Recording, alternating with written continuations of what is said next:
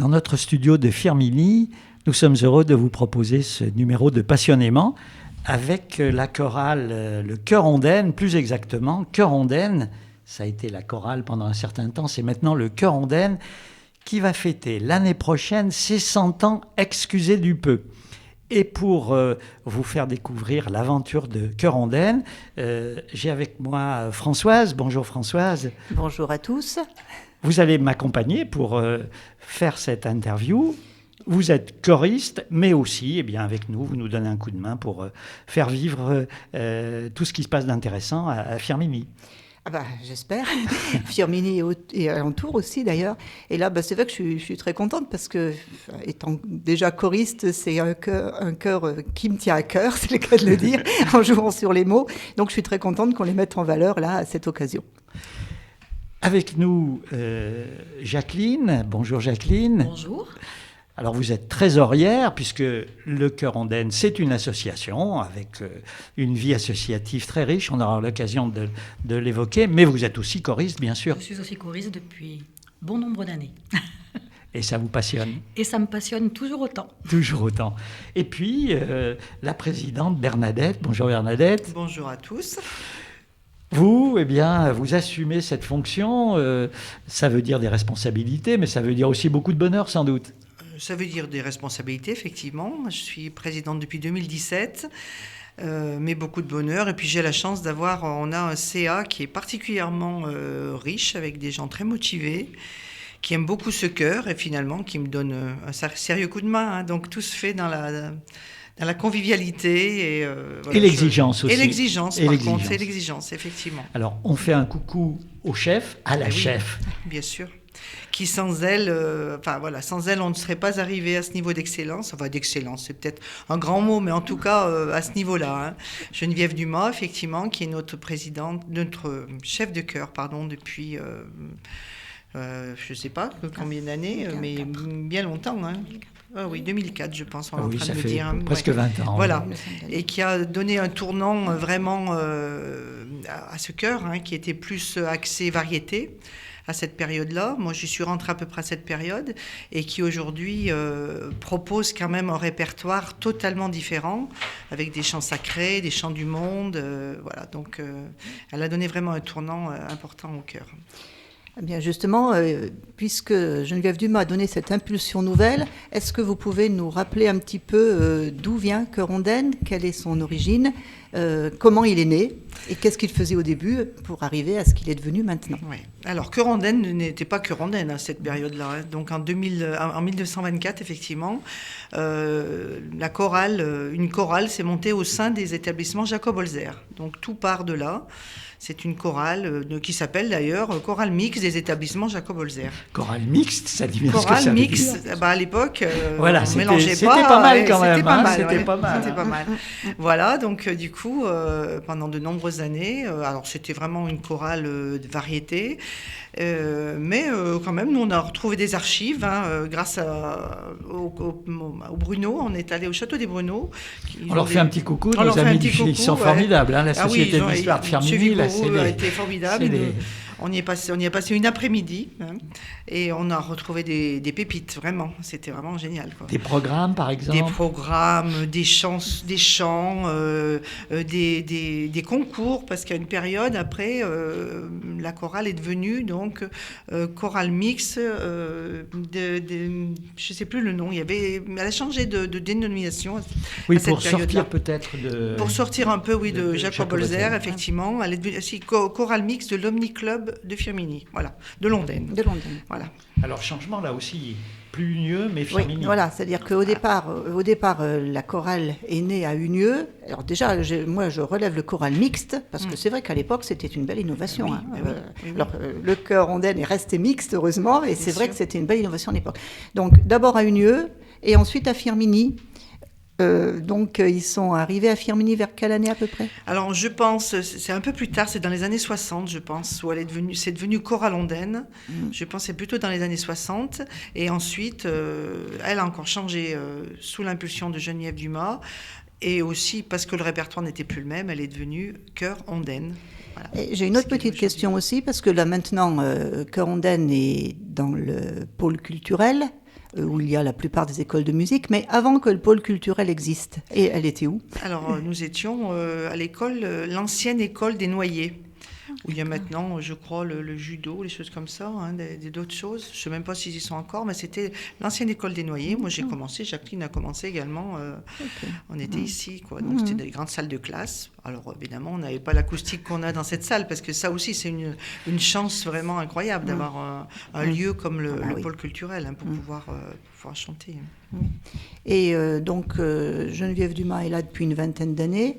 Et il y a eu beaucoup de chefs de chœur avant, vous avez pu retrouver un peu la trace. Chefs de chœur. Alors je crois qu'on en a retrouvé 9, il me semble, hein, à partir des archives des Bruno, on a retrouvé 9 chefs de chœur. Je vous les citerai pas, alors je suis désolée. Non, mais on leur fait un clin d'œil quand même. Parce je pense que certains ne sont peut-être plus là, hein, il y a des chances, à mon avis. Mais oui, chacun a donné son impulsion, voilà. Mais voilà cette donc belle histoire. Maintenant, vous êtes dans un lieu qui vous convient bien, avec un nombre de choristes impressionnant. Alors là, c'est pareil. Hein, quand c'était la fameuse chorale Jacob Holzer, ils étaient 80, 90. Hein, donc là, à cette époque, il y avait très peu de chorales d'ailleurs sur Firminy et Unieux. Et là, c'est vrai que tout doucement, ça s'est étiolé, et particulièrement période Covid, quoi, où vraiment il y a eu... ça a été dur. On a perdu énormément de choristes, comme beaucoup de chœurs d'ailleurs. Beaucoup de chœurs ont été obligés d'arrêter leur activité en plus. Hein. Donc nous avons perdu des choristes, mais il faut les compter sur Geneviève Dumas pour faire repartir la machine.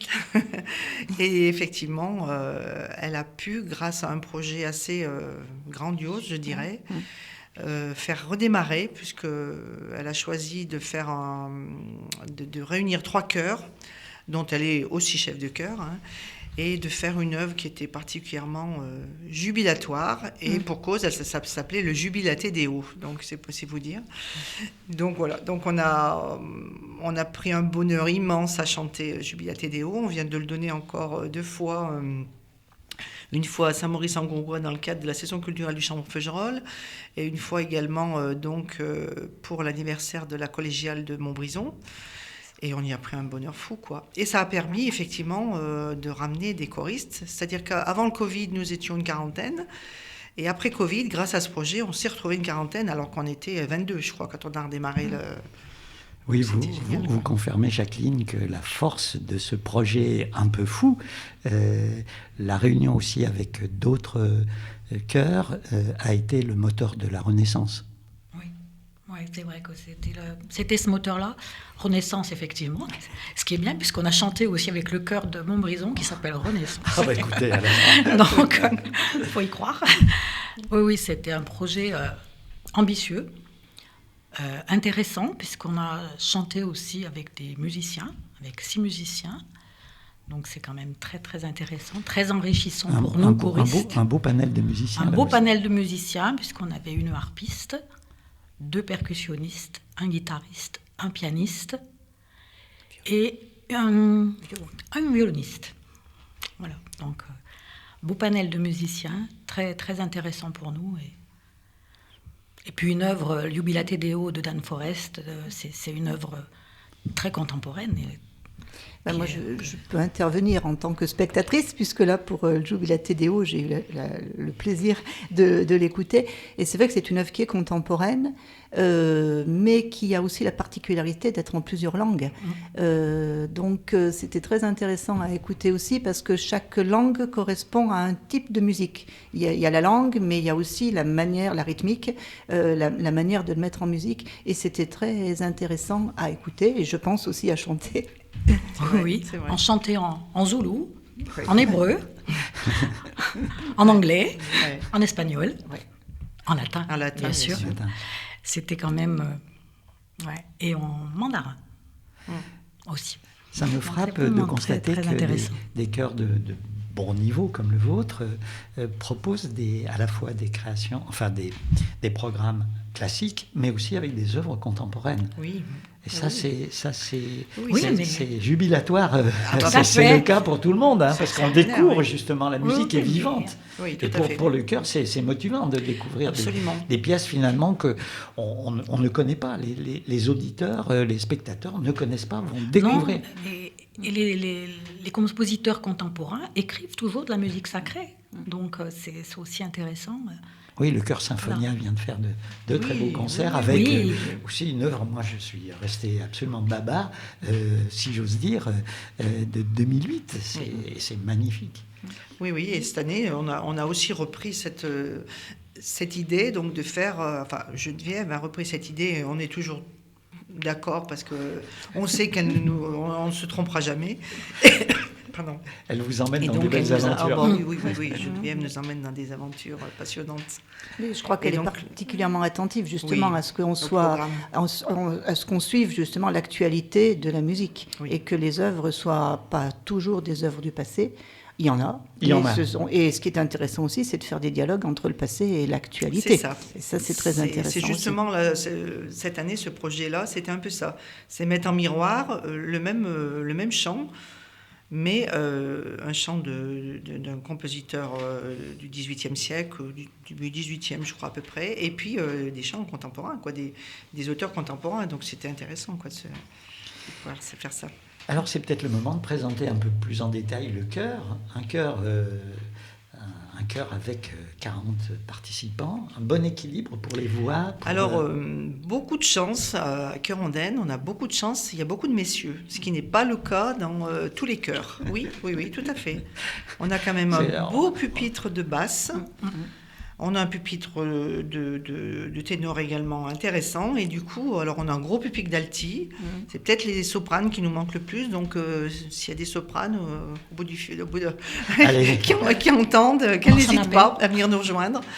Mais oui, on a un chœur qui est très équilibré, et voilà, on prend des cours de chant régulièrement. Alors, expliquez un petit peu comment ça se présente, parce que moi, j'aime le chant, mais je n'ai pas tellement de compétences.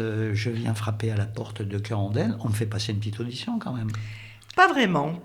Ça se passe comment ? Non, pas vraiment. Après, je crois que les gens sentent assez vite. Après, il y a des gens qui ont essayé, qui n'ont pas continué. Bien sûr. Voilà, c'est tout. Les gens sentent assez vite. Et puis, on a des fichiers de travail. On a également des cours de chant. Actuellement, on a des cours de chant avec une professeure de chant qui nous aide beaucoup. On a un pianiste qui est régulièrement avec nous, qui nous connaît bien maintenant, qui connaît bien Geneviève et qui nous fait travailler. Donc, il y a aussi plein de travail, il y a des fichiers de travail. Donc, Alors, expliquez un peu la vie d'un choriste. Là, ça se passe comment ? Des fichiers de travail. Ouais. Moi, je pensais qu'on venait boire un petit Les mains café dans les avec poches. les copains une Pas fois du par tout. semaine. Pas du tout. pas du tout. Ça non. bosse. Ah, ça bosse. Oh, ça Je vois bosse. vos sourires, mais ça bosse. Non, oui, ça bosse à Chœur Ondaine, oui. Enfin, je pense ailleurs aussi, Partout, d'ailleurs. oui. Mais ça bosse, oui. Alors, donc, tous les mardis soirs, nous nous retrouvons, donc, de 19h30 à 21h30, voire 22h de temps en temps. Et puis des week-ends de travail, surtout à l'approche des concerts. Donc, nous avons des week-ends de travail. Voilà, et puis voilà, c'est fichier de travail. Alors, je soupçonne certains choristes de ne pas y aller très souvent sur les fichiers de travail. Fichier de travail, ça veut dire je m'entraîne tout seul chez moi. Voilà. Alors, c'est vrai que c'est pas simple, mais au moins, ça permet à l'oreille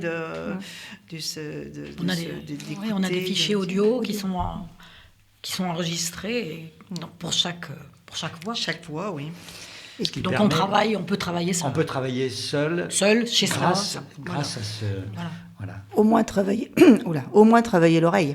Au moins Parce que travailler l'oreille, effectivement, même si, c'est vrai effectivement. que pour en faire l'expérience, c'est pas toujours facile de travailler seul, mais écouter les fichiers Oui. qui sont sur Internet, ça permet de se remettre les rythmes en tête, la Tout à musique, fait. la mélodie, etc. Et ça facilite énormément le travail. Il faut dire aussi qu'on travaille quand même sur partition. Oui. Et Bien que les séances du mardi soir sont souvent un travail de déchiffrage de partition, d'analyse de la partition. Oui, Donc, faut s'approprier. il faut cette s'approprier. partition, donc. Et ensuite, c'est vrai que tout seul, avec les fichiers, ou peut-être avec les partitions aussi, ou peut-être tout seul comme ça, avec un piano. Je pense que certains doivent avoir un petit clavier Sans ou des doute, choses comme sans ça, un instrument. On peut retravailler ce qu'on a fait le mardi soir. Donc, Mais Pardon. Mais on a à Cœur-Ondaine des gens qui ne connaissent pas le solfège et qui arrivent très bien à l'oreille. À l'oreille. Il y a des gens qui ont une oreille très très fine et du coup, on peut arriver, même sans connaître le solfège. Alors, on travaille beaucoup et puis arrive quand même le moment de la préparation des concerts. Oui. Alors là, c'est le stress, c'est l'attente, il y a aussi beaucoup de travail pour l'association, pour organiser tout Bien ça. sûr. C'est des budgets, Alors, c'est des budgets, oui, effectivement, déjà, oui. L'argent, on l'a... déjà, on a l'argent des concerts, puisque Bien ce sûr. sont des concerts payants. Et puis, la municipalité nous aide souvent sur certains projets. Pour le jubilaté, effectivement, vu que le projet était quand même assez grandiose, on est allé frapper à la porte de la municipalité qui nous a effectivement aidés. Voilà, c'est de l'organisation, oui, parce qu'effectivement, ça demande, il faut retenir des salles, il faut avoir quelqu'un, un secrétaire qui envoie régulièrement les informations aux choristes. Faire de la com. Faire de la com, voilà, donc oui, il y a un travail. Et il y a un stress, oui, mais finalement, je me dis, moi qui suis quelqu'un d'assez stressé, qui n'aime pas forcément prendre la parole seul, on est un groupe quand même, donc on est fort de ce groupe, je pense. Un chœur, c'est aussi ça, c'est la force d'un chœur, c'est d'être nombreux, et quand on sent les amis autour de nous, c'est plutôt sympathique. Et alors, l'après-concert, c'est de la joie, quoi. C'est la troisième mi-temps des rugbyman. Alors, mais tout de suite après le concert, là, il y a quelque chose que j'aime beaucoup dans l'après-concert, c'est le regard qu'on a les uns, on se regarde les uns les autres. Voilà, on a bien chanté, on est heureux et on a fait quelque chose de bien. Et ça, c'est un moment, moi, qui me remplit de joie, qui me touche. Parce que vraiment, c'est la vraie récompense, plus que les applaudissements, finalement. Complètement. Vraiment, on se regarde et on est heureux. Voilà. Je crois que Bernadette met le doigt sur quelque chose qui est essentiel, justement, dans la dimension chœur, c'est le groupe. Et c'est ce qui fait qu'on peut éviter d'être stressé le jour du concert. Parce que c'est vrai qu'il y a quand même, je pense, il y a tout le côté préparation, mais aussi un petit stress personnel à se produire sur scène. Mais le fait d'être avec le groupe et de sentir le groupe autour de soi, ça contribue à dépasser ce stress, quoi. Tout à fait. Et puis on participe ensemble. Et ça, c'est beaucoup. C'est quelque chose. Et on participe avec notre chef de chœur qui est Bien quand sûr. même, qui est aussi Je vois vos très regards. très important. Ouais. Elle vous regarde. C'est souvent très émouvant de voir, pour un chœur, presque encore plus que pour l'orchestre. Souvent, le chef de chœur chante en même temps. On a l'impression qu'il porte avec le regard, avec les gestes. Dans ses yeux, je crois qu'on voit si on est bien ou si on n'est pas bien. Oui. Son regard à la fin d'un nous concert, en dit long, et c'est vrai que c'est très émouvant. Très souvent. important. C'est très émouvant. Et puis c'est vrai que c'est une osmose, c'est-à-dire qu'elle nous porte et elle a besoin de nous. Et c'est vrai qu'on se façonne à sa manière de mener. Bien et sûr. ça, c'est très intéressant, c'est-à-dire qu'il y a vraiment une osmose entre le chef de chœur et le chœur. Et ça, c'est indispensable. C'est vrai.